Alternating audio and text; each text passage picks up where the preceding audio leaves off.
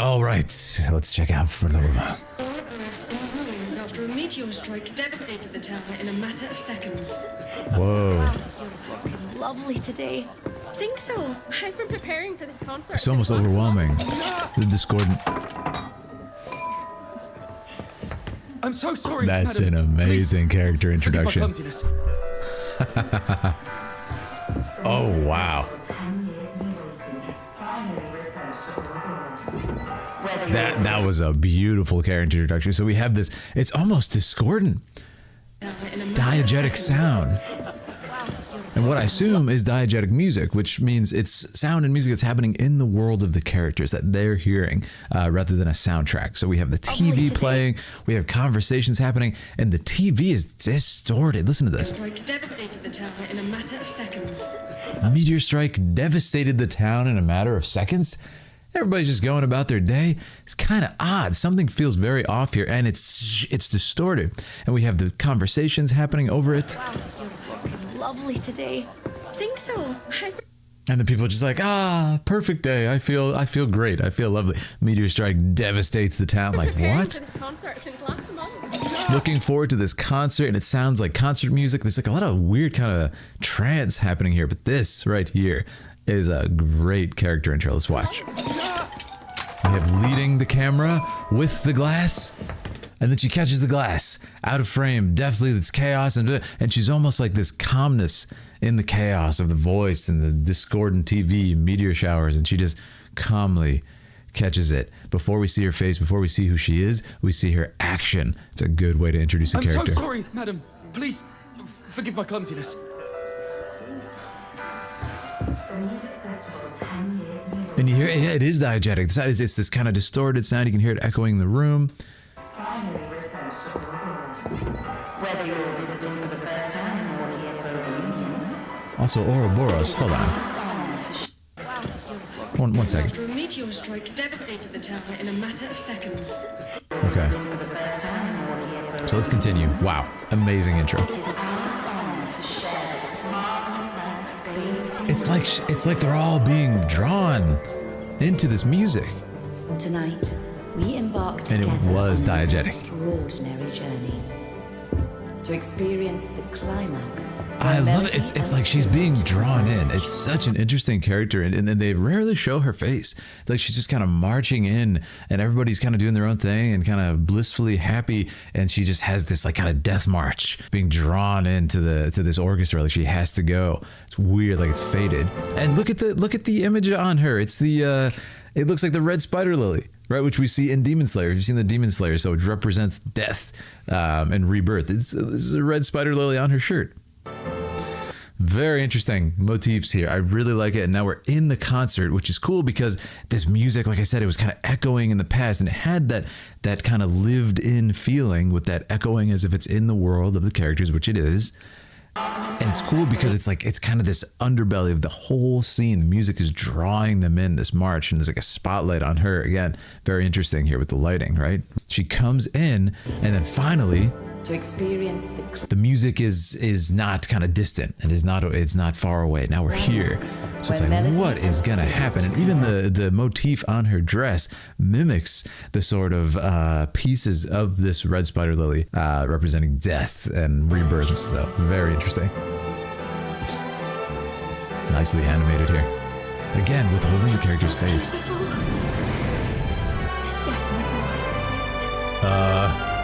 Hello? And she's conducting it as if it's her controlling it. Oh no!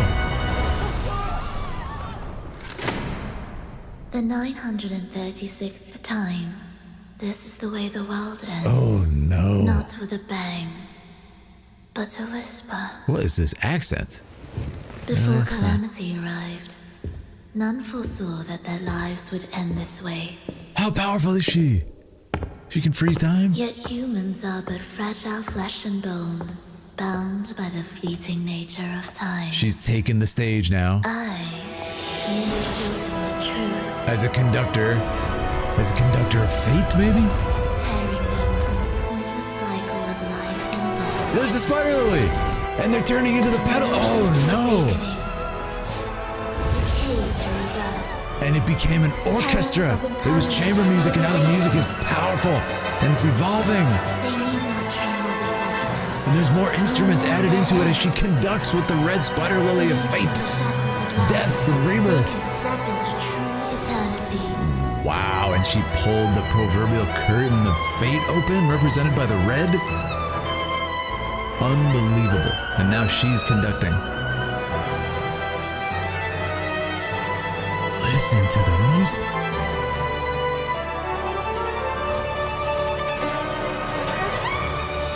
And they became enemies? Oh no, is this the backstory of how these monsters appeared?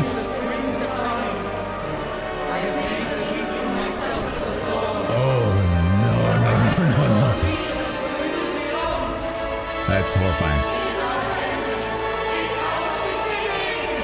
Even her eyes, the spider lily, isn't it? It's back. I'm so sorry, madam. Please, forgive my clumsiness. Ouroboros in ruins after a meteor strike devastated the town in a matter of seconds. Yep. There it is. The catastrophe has Hurry! caused heavy The concert is about casualties to and start. damage. I'm coming. Oh yeah, Early there. estimates put the death toll at over. It's the girl in the scene who just walked by, dead on the screen. Oh, this is wild. That I had a feeling in the beginning. I'm like, what's going on? Why are they just like blissfully? Yes, wonderful. The town devastated. People died, dead everywhere. Like they're just like, yes, you look lovely today. This is awesome. So a couple things in this insane sequence. I almost couldn't pause it. I wanted to just let that play because it was so beautiful. But when she takes the stage, Shall flesh and bone, like I said, she's being drawn like it's her fate to go to this place. bound by the fleeting nature She of time. becomes the conductor. Right before it was chamber music. It was very beautiful, but it didn't have that body. It didn't have that power behind it. And now, Merely shaping the and she just turns it, and it's that the flower motif completely conquers the frame for the rest of the story. tearing them from the pointless And- cycle of life and death. The question is this just a metaphor for their death? Life and death. Like the flower petals, but it seems like she's kind of transforming even the meteor itself. She's somehow putting them into this cycle and perhaps creating them, creating monsters from them, which is just terrifying. It's almost like she's taking their preordained death and repurposing it for her own purposes. Very villainous vibe, but it is a Resonator showcase. This is something that we can play as. I have so many questions for the lore masters. I think I'm getting a lot from this, though. I like that it's vague enough so I can put this together. And An illusion to awakening. I love how she's conducting, like the music becomes her control Terror over of them. impermanence to liberation. Impermanence. They need not tremble before clarity, nor mourn their end.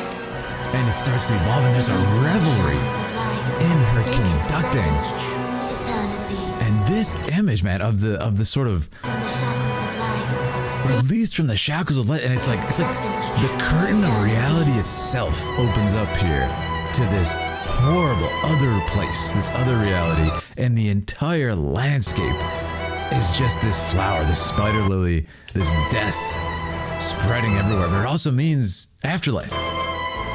And what a twisted afterlife for these people. It doesn't seem, it's so interesting. I almost feel like the actual fate of these people was to get destroyed by a meteor, but she's stolen it away from them and stolen their death for some other dark purpose. It's very interesting. And we just have to listen to this violin run right here. I'm sorry. I mean, listen to this. Masterful work. As the camera circles and she's conducting the violins, ramping up. I mean, come on. We have the crescendo and just opens up the revelry in it. And that's the expression. That's the emotion that we get from her. It's not catching the thing. It's not even listening to the music at the concert. It's this kind of conducting. And we pull the camera back out to the full shot, and it's just wow as they rise up to it's like a painting. Incredible gradient of that same red burning up away, and it becomes darkness, and then we have the focal point of contrast. Look at this bright point right here, and of course the light from above, still like a spotlight somehow on this character. It draws your eye, and of course the leading lines of their arms rushing up to, I mean, it's classic painting composition. Very, very well done. Okay, time's flow. And you have this symbol on their face, which is very prominent in Wuthering Waves. And I don't know exactly what it means. I know that certain characters like have it on their body, and now these characters do. That's terrifying. And if you haven't seen my videos before, I have never played this game.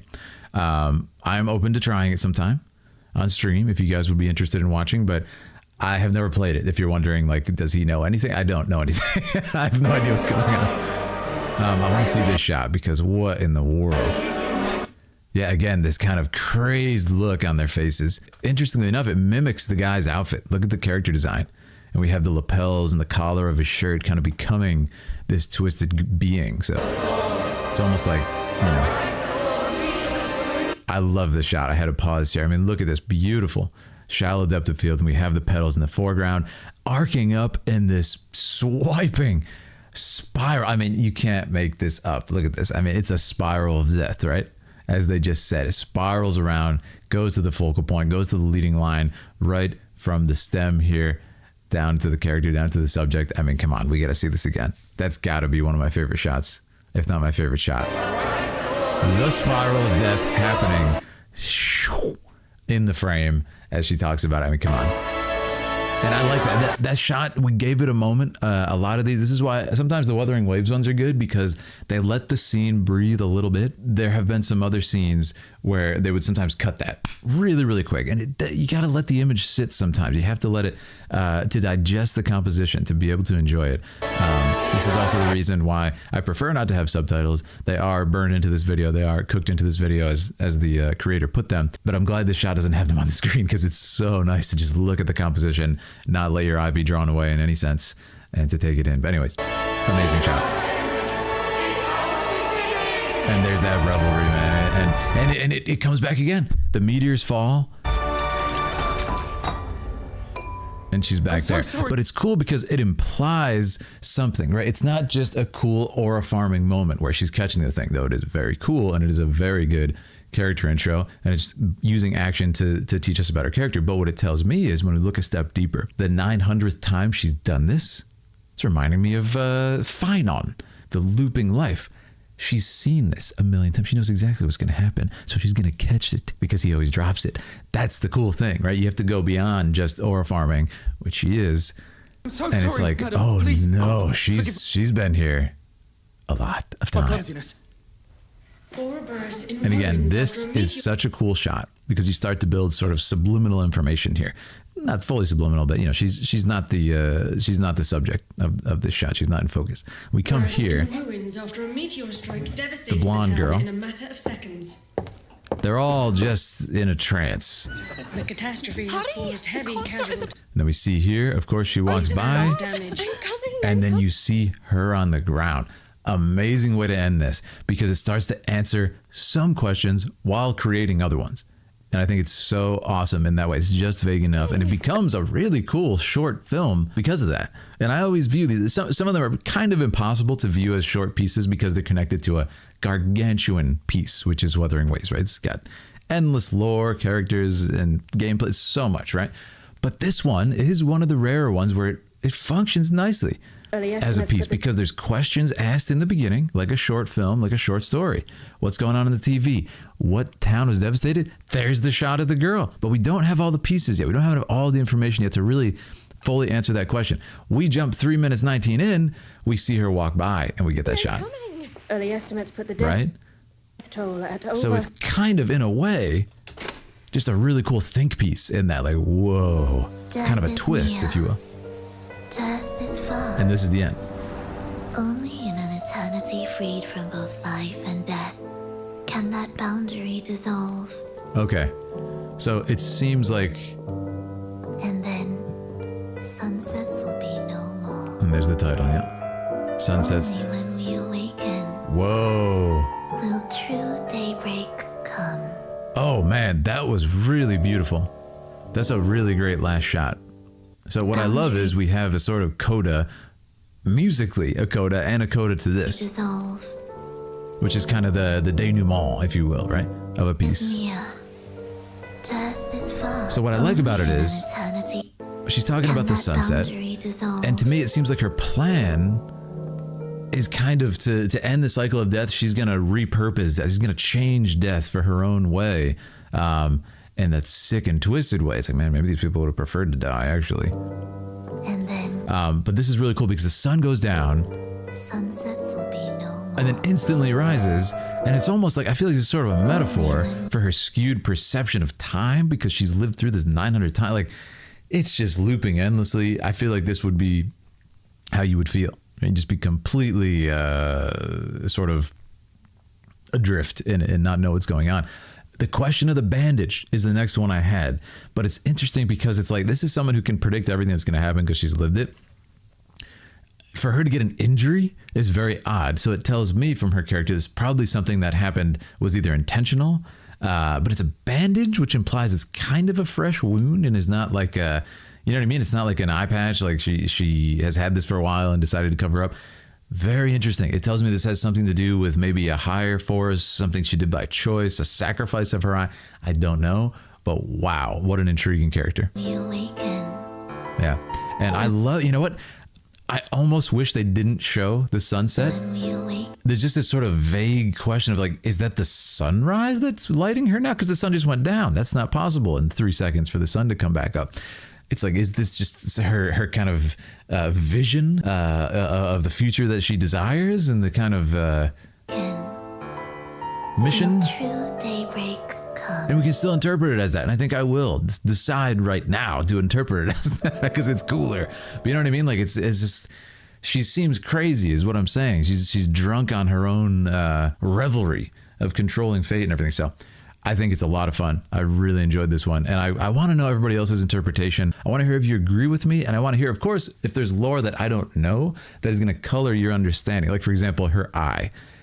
There's nothing I can figure out about her eye in this as far as I can tell. If that's something that can inform me more, please go ahead and tell me. And yeah, make sure to subscribe if you want to have more conversations like that. I love going over these. I love art analysis. That's why I made this channel. And I'll catch you guys next time. All right. Thank you.